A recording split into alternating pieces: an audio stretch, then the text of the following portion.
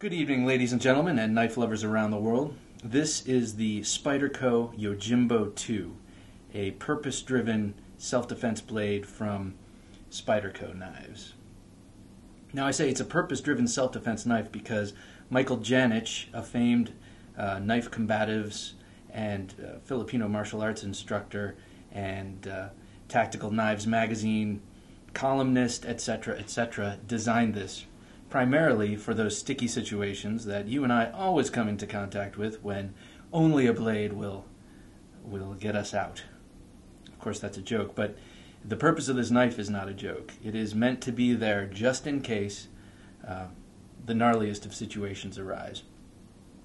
Now, that being said, this would make a fantastic, and does make a fantastic, EDC blade.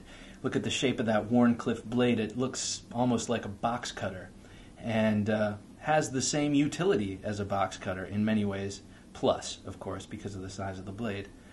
But if you needed to wield this against some sort of man-shaped monster, it would have a grievous effect. Have no doubt about that. Yojimbo is a Japanese word that means bodyguard. It's also the name of a famed Akira Kurosawa movie in which, as most of those movies, a Ronin comes to town and cleans up the bad guys. And I have no doubt that this would handle that job quite well if wielded properly. So let's get into it. Let me just preface this by saying I have yet to fully bond with this knife, and it's not that I don't want to, but a number of other knives came into my life at the same time, and I just have not given this the time to grow that love affair. Though, like that girl you have your eyes on from afar, before you were married, I have no doubt that we will make beautiful music together someday in the future. But right now, my Spyderco Paramilitary 2 has sort of taken over my life. But anyway, let's take a look at this blade. It's 3 1/4 inch long. It's a deep, deep hollow ground blade. Look at that; it almost looks like a straight razor. How thin it gets. I like that you can see the grind lines on there too. You got the spider hole. It's the small 12mm hole, which is a little curious to me considering this is a self-defense blade. You'd think they'd put the large 14mm hole that you see on the Paramilitary 2. You'd think you'd see that there, just for ease of opening or in case you're wearing gloves and need to open it. So you have that razor sharp, totally straight edge there, and I have always been a bit of a recurve guy or Bowie guy. I like blades with belly. To me, they make sense, especially for slashing. And I don't know, I guess I've always just been emotionally drawn and aesthetically drawn to a curved blade. So when I saw this for the first time, it was quite arresting. And I thought, wow, that's shockingly straight and sort of just intimidating looking. And I was sort of fascinated by it in the same way you might be fascinated by a car or a girl that you find a little bit ugly at first, but there's just something about them. And I kept looking at it, kept watching videos like Juju 1313. I watched Carter's video, really turned me onto this knife, and also Exacto has a great video on this knife. And it just started sticking in my mind and playing in my head over and over. The Spyderco Yojimbo 2. Spyderco Yojimbo 2. Would I pay the money for that knife? It's over $100, and is that something I want? It's so different, but that's what's kind of exciting about it to me. And as I grew to like this, I grew a little bit obsessed. And then when I finally found it available online, I bought it. Now, Mike Janich is a big proponent of, he calls it a stop cut. He talks a lot about how, just like a 45 caliber pistol has a lot of stopping power, he says that when you're using a knife, you can do a lot of thrusting and slashing, but unless you hit a few key areas, one of them being the large muscles of the thigh, you're not going to be able to actually stop someone from advancing. You might put a lot of holes in them, but you're not going to be able to stop them. And he's a big proponent of the comma cut, which is kind of a scooping cut. As you thrust in to the flesh or whatever you're cutting, and then make a little comma and pull out, and you make sort of a C-shaped cut, you're doing a lot of damage. And this knife accelerates at that because A, it's a great piercer, look at that tip, and then B, the curve is not decelerating the cut as you're arcing it. So this knife, I don't know if he made this in mind. I don't know if he designed this knife with the C cut in mind, but it happens to be great for that. I know that from experience because I tried it on my wife's pork roast when I first got this knife, much to her dismay. I wrapped it in saran wrap and trying to do the whole mimicking of skin and whatnot. And I should have filmed it. I should have taped it because it was kind of fun to do. But I did mangle it, and we ended up making stew out of it instead of eating it like a pork roast. And I won't be doing that again. No need to incur the wrath of the mistress of the house. All right, let's take a closer look at this blade. Spyderco CPM S30V steel. An awesome steel that I'm growing to love. You got the little Spyder logo there, 12mm Spyder hole, and you've got an area right there carved out just for your thumb, so you can use what they call the Filipino grip. I'm sure a lot of people grip their knives like this, but in Filipino martial arts, Pikiti, Tersha, etc., that thumb is instrumental in controlling your blade. On the other side, on the other side, you have Mike Janich's designer mark there, the MJ. Made in Golden, Colorado, a beautiful state in my favorite country, the United States of America, on my absolute favorite planet, Earth. It's where I reside. You have a 4-way positional pocket clip. Left, right, up, down. I like it up on the right-hand side. And you've got this nice little carved out area here on both sides, making it ambidextrous and making it just a little bit easier to access that partial sunset hole there. It looks like it's a setting sun going over the horizon. I don't know.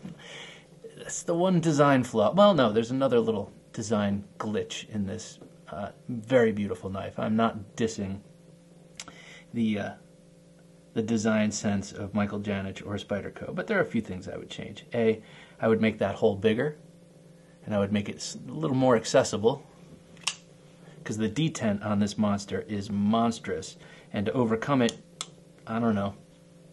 It's hard to do it with that little middle finger flick thing. To overcome the detent, I'd like a little more purchase on this hole, but we're splitting hairs at this point. The contour handle shape is awesome. You would think that without a horn back here, without it widening out, your hand would slip off, but these little finger grooves and just the way it melts into your palm with that forward thumb position really, really gives you great purchase on this knife. You can adjust with Torx. You can take it apart with Torx. It's got nested liners in the G10, not really hollowed out at all. Little line in the middle, but that's more to accept the compression lock or to create the compression lock back here, this was my first compression lock knife, and I love it. I love being able to open it up by actuating the lock and flicking my wrist, or letting it fly out, and then just look at how smooth that is. It just falls. The action on this pivot is ridiculous. It's just so smooth. So smooth. Now, my little gripe with this, I've heard other people mention this, and I thought maybe it wouldn't be a problem with me because I have I don't have big sausage fingers or big meaty paws, but the way this compression lock is situated, when you open it, if you open it up slowly like this, you know, just without flicking it, it tends to grab on the meat of your finger right here. And I'm not sure why, because I don't really get that with my Paramilitary. The other thing here is that the cutout to access the lock is a square, and it's not that it's uncomfortable. It's just not as ergonomic as the rest of the handle. The handle, it just has these graceful, beautiful lines flowing all around it, and those really lend themselves to, you know, as I said before, nestling into your hand so beautifully. So why would they choose to make this kind of an awkward and squared off opening to access that lock? It doesn't prohibit you from accessing the lock in any way. It doesn't make it difficult, but I don't know. It just aesthetically isn't as pleasing as, say, that rounded off access point for the lock. I'm a little afraid to bust it out, say in work situations or else, because it looks kind of menacing, and you know, especially if you find yourself using knives for a lot of things and attracting attention even with puny little knives, because most people don't use them. You don't necessarily want to bust something out that looks like this. But you know what? F the sheeple. I'm going to start carrying it because, you know, it is an awesome knife and it's in my possession. Now, what else do I have that sort of is in the same family? Well, it's not in the same family per se, but it is a similar style blade, and it's this Spyderco Mini Tack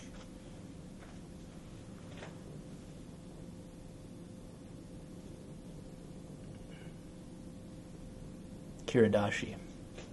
Sorry, the name just escaped me. And that's also what this reminds me of, a Kiradashi. And since it's called the Yojimbo and you know, harkens to Japanese blades, I can only assume that Mike Janich was thinking of the Kiradashi when he created this. This is a sweet little knife. Very useful. It's got a thin, very thin tip, so sometimes you got to be careful with it, but it's got that same sort of deep hollow grind, pin straight blade, edge, and it's got that nasty downward facing point there.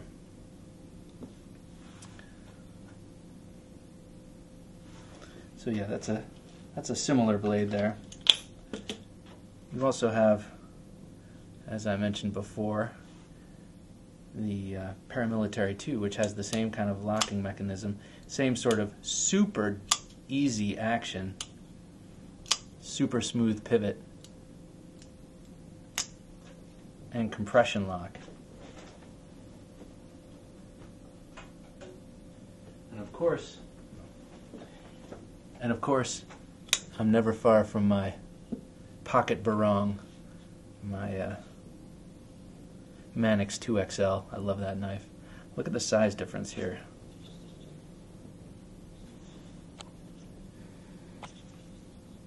Just in case you were wondering or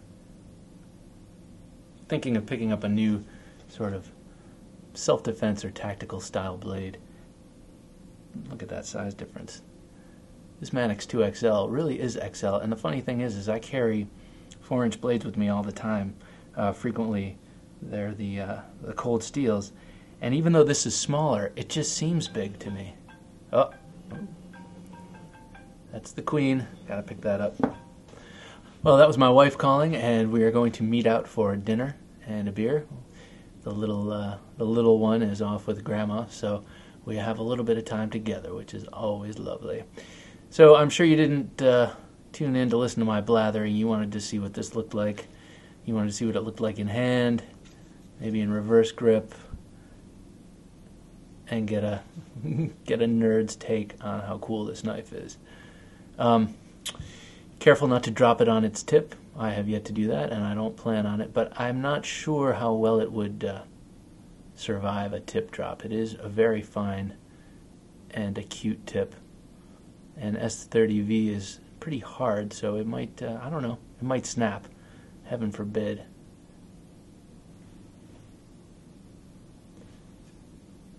So, yes, I do recommend the Spyderco Yojimbo too, and I'll tell you why. Not only is it a Spyderco and beautiful and robust, and will have some collectability because I'm sure at some point they'll get rid of it as they tend to do with their models. But it really could easily handle double duty as a self-defense knife. It's small enough that it's pocketable, but also that blade shape really does lend itself to utility. So if you're looking for an awesome utility knife that has great self-defense capabilities, or a great self-defense knife that has awesome utility capabilities, I think this could fit your bill. Well, I'm back from dinner with my wife, and yes, she is a marvelous woman. She has an appreciation for fine knives, and well, that's actually how we met. We met doing Kali, we met doing knife fighting, and man, there's nothing sexier than a beautiful woman who knows how to handle a knife and who is willing to let me sit there and flip open knives while we watch TV and never, ever says anything. It's awesome. I love her. She's amazing.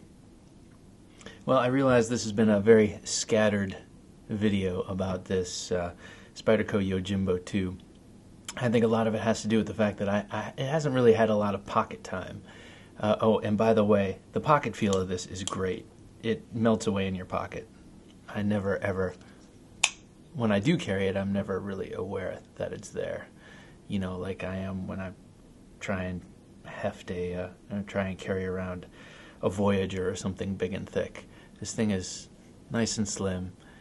It fits really nice. You know what? Having done this video today, I have decided I'm going to start toting this around more and, you know, EDCing it a little bit more.